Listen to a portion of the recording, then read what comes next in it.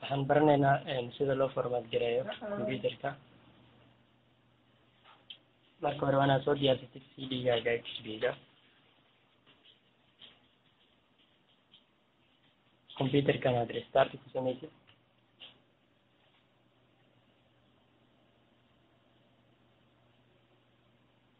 intaanu computerka soo kicin waxaad u baahan tahay in keyboardka aad isticmaasho. keyboardka marmarka qaar computerka waxaa laga isticmaalaa F2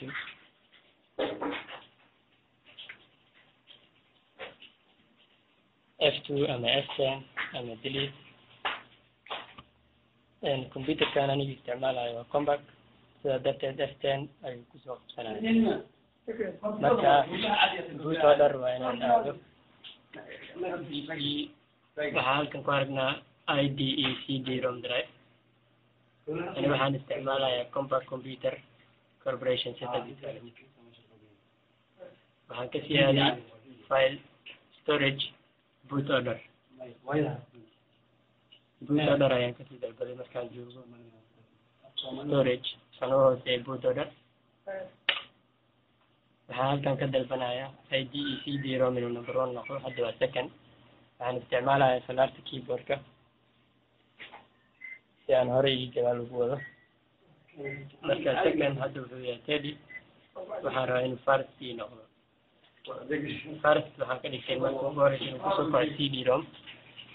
marka F10 ayaa halkan igu qoran oo ah accept. F10 aan qoranayaa oo keyboardka. marka intaa ay marayso waxaa ii haray inaan save changes and exit dhaho si CD-ga uu markaas uga soo kaco. waa inaad markaas gashto CD-ROM-ka oo XP. anoo furaayo CD-ROM-ka.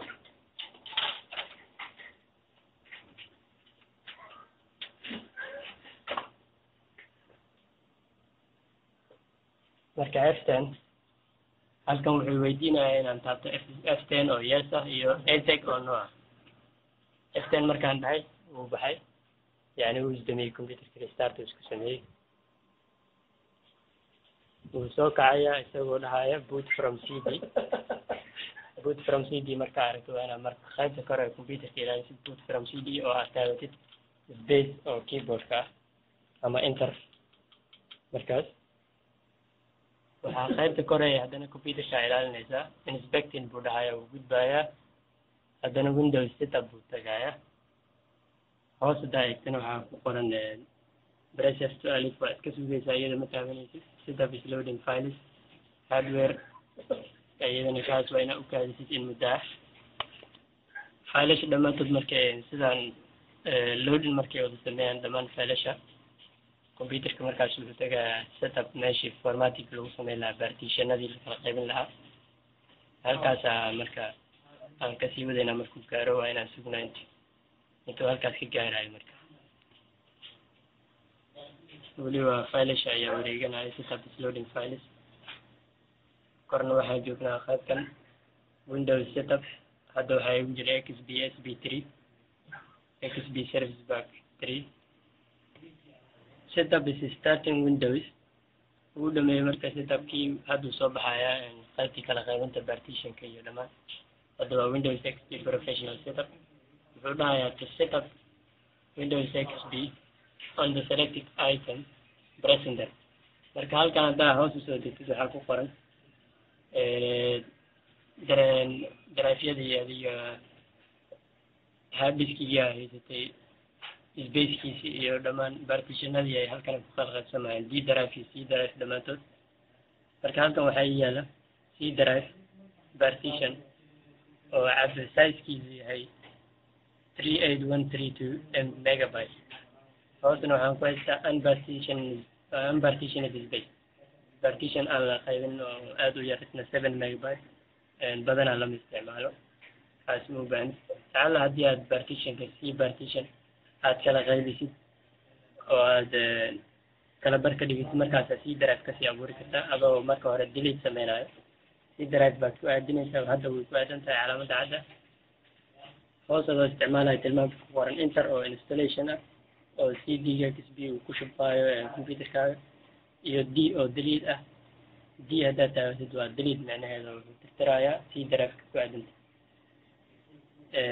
iyo f3 oo xirista oo ka bixista cd-ga setupka marka hadda wuxuu ku aadan yahay c partition haddaan hoos dego falaarta keyboardkana oo isticmaalayo hoos baan u degi karaa partitionkii aan unpartitioned spacekii baan ku aadiyey haddaan delete loo iyo haddaan iska dhaaf waxaa marka badanaa d drive iyo c drive baa halkan ku haystaa marka c drive iyo d drive baa haysatid baa waxaad samaynaysaa ama virus uu computer kaa galaa waxaa sameeya delete inaad d taabatid oo tirtirmo hadda mar raba inaad ka tirtiro ayaa mar labaad waxaa halkaa option ka helaysaa c oo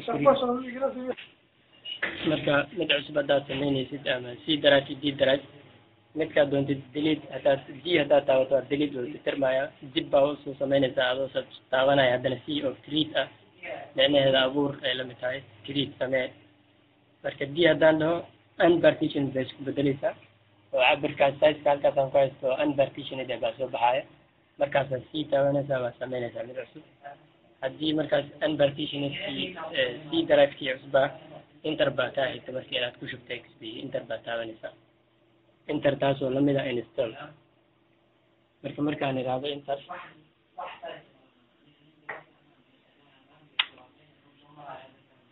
markaan inter taabto waxaa halkan ku haystaa to use the folder and delete this existing Windows installation in it press L si lagu install gareeyo waxaa inaad taabatid L marka haddaan maku install gareynayo halkan weliba marka si computerka aad format gelinaysid oo partitionka aad kor joogto partitionka markaad samaysid oo create aad dhaadid oo aad inter ku tiraahdo waxaa kaa hor imaanaya formattingka noociisa ntfs quick oo ah in si dhaqsi ah lagu format gareeyo oo inter un kaa xigto qaybta u koraysa oo partitionada oo ntfs file format oo quick ah ka xolinaysa ama hadduu computer cusub yahay oo quick ah iyo hadduusan computerka cusbayn oo virus ku jiray waxaa xolinaysaa fat format marka intaas kadib computerka formatting markuu sameeyo waxaa dhacaysa installationkii filalkii in lasoo koobiyeeyo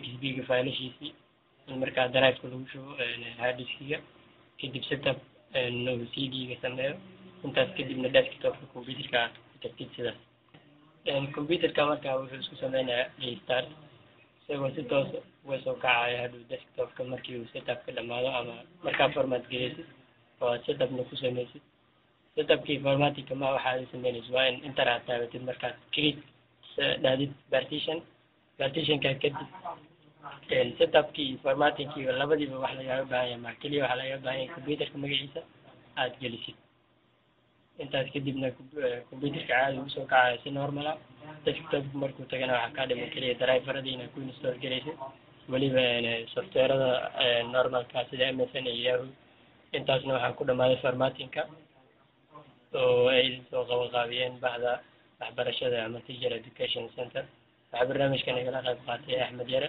iyo aniga waa cumar maxamed maxamuud amar teacher wabillahi tawfiiq